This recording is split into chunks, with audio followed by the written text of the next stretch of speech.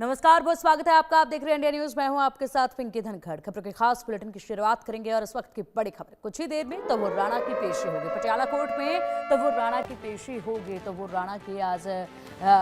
Remand खत्म हो रही है। रिमांड के वक्त बेहद बड़े खुलासे हुए हैं, बेहद अहम जानकारी जो है वो हासिल की गई है और आप जाकर तवुर राणा की यहाँ कोर्ट में पेशी होगी। कोर्ट में पेशी के दौरान देखना होगा कि आगे क्या कदम जो है वो उठाए जाते हैं, क्या एक बार फिर से रिमांड जो है वो मांगा जाएगा, क्योंकि जाहिर सी बात है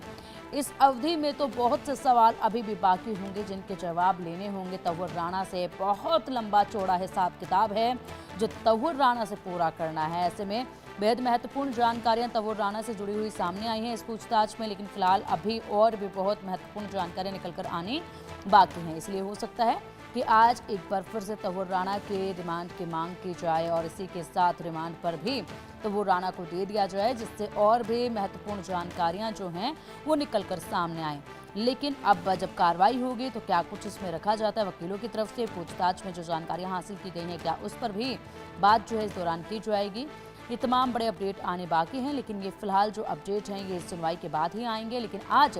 तवुर राणा की कुछ ही देर में ये पेशी होगी और उस वक्त सुनवाई होगी।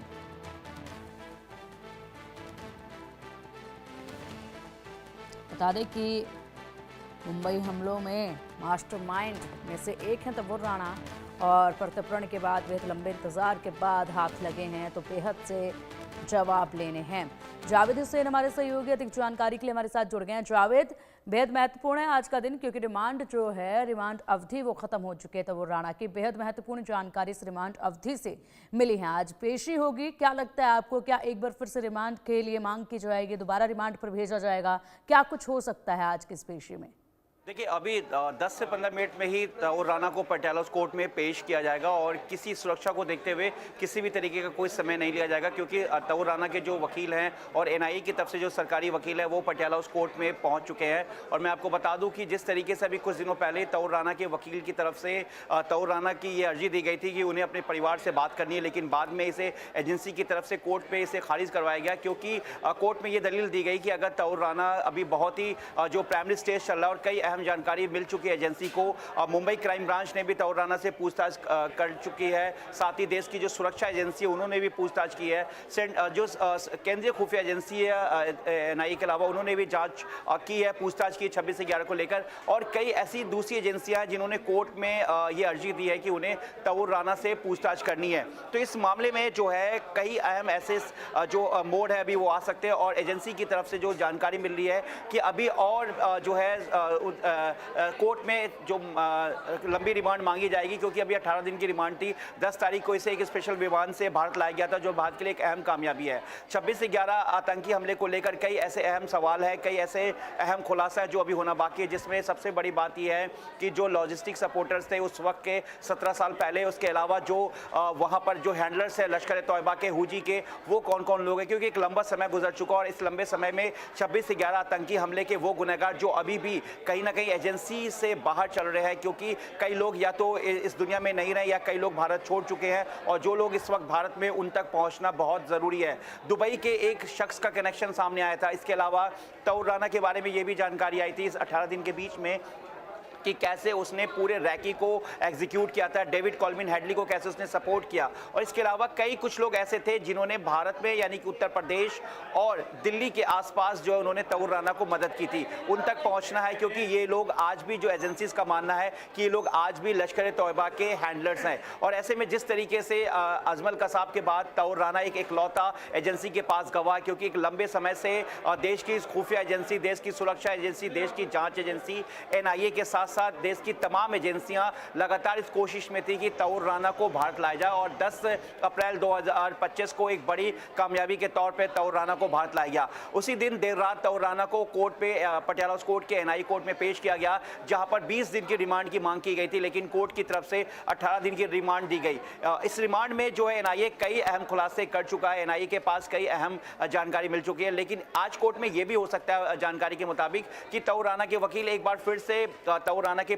परिवार से बात करने के लिए एक अर्जी दे सकते हैं, लेकिन उसके अलावा एनआईए की तरफ से वो तमाम इन्वेस्टिगेशन जो अब तक तौर राना से पूछताछ की जा चुकी है, और कई बार तौर राना ने सपोर्ट भी नहीं किया क्योंकि उसने अपनी तबीयत का हवाला दिया, क्योंकि मैं बुजुर्ग हूं और मैं अब इस सवाल का जवाब अभी नहीं दे सकता। कई बार डिले हुआ, शुरुआत में 4 घंटे की बात आई, उसके बाद 5 घंटे, लेकिन कई अहम खुलासे हुए जो भारत से लेकर भारत के दूसरे स्टेट और उसके अलावा जो हम विदेश की बात करें, जैसे डेविड कॉल्विन हेडली जो है वो अभी इस वक्त अमेरिका जेल में है, लेकिन तौर राना आ चुका है। कई नेक्सस है, कई कनेक्शन है 26/11 को लेकर, किस तरीके से आतंकी पूरी तरीके से ट्रेंड थे, उनके पास जीपीएस सिस्टम था, उनके पास पूरी तरह से नक्शा था, उनको पता था कि जो टारगेट मॉड्यूल है, टेर मॉड्यूल, वो कहाँ देना है। कई ऐसे हैं इन्वेस्टिगेशन, कई ऐसे अहम है जो आज कोर्ट से भी खुलासा होगा, जो एनआईए कोर्ट के सामने तमाम सबूत, तमाम उस पूछताछ का एक पूरा रिकॉर्ड जो है, कैमरा रिकॉर्डिंग जो कि कोर्ट ने कहा था प्रोसीडिंग का हिस्सा था कि कैमरे के सामने पूछताछ की जाएगी। तमाम एजेंसियों ने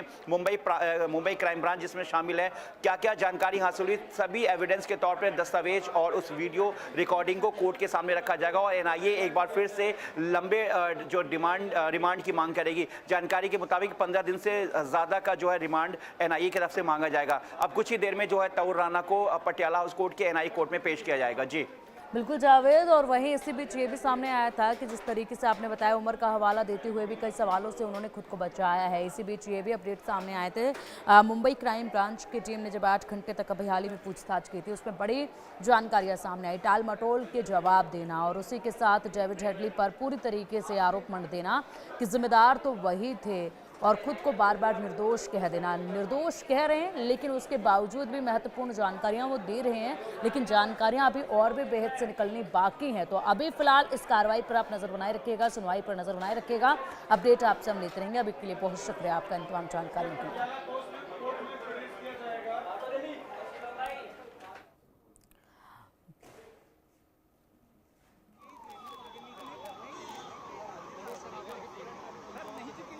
तो तंवर राणा को आज पेश किया जा रहा है पटियाला हाउस कोर्ट में, और आज पटियाला हाउस कोर्ट में तंवर राणा की पेशी, और पेशी में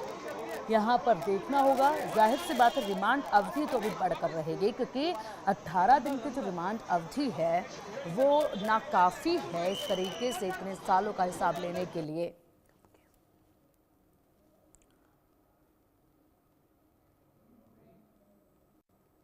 भारत पाकिस्तान तनाव के बीच अब बड़ी खबर सामने आ